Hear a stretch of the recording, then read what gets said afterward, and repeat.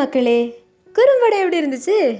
என்னடா இவங்களும் big pass மாதிரியே பேசுகிறாங்களே அப்படின்னு நீங்கள் யோசிக்க முன்னாடி இப்போ போனது நம்ம மைண்டில் உசைன் போல்ட் வேகத்தையும் தாண்டி ஓடுற குறும்படம்.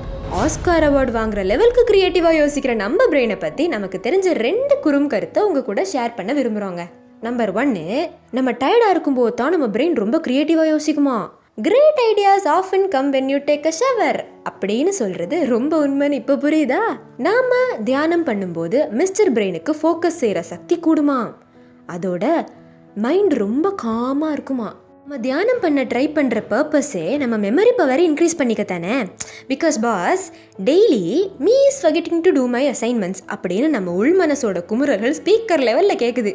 ஆனால் நம்ம தியானம் பண்ண ரொம்ப கஷ்டப்பட்டு இருக்கும்போது மைண்ட் இப்படி குதிரை போல ஓடுறத பார்த்து நம்ம மனசை தளர விடக்கூடாது ஜி. ஒன்றும் இல்லை, எல்லாம் சரியாயிடும். All is well, all is well. சொல்லிட்டா எல்லா பிரச்சனையும் சரியாயிடுமா?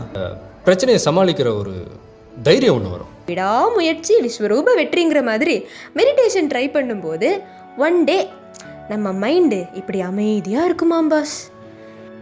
இன்னொரு புத்தம் புது ஃபேக்டோட அடுத்த வாரம் நாங்கள் உங்களை சந்திக்க வரோம் மக்களே.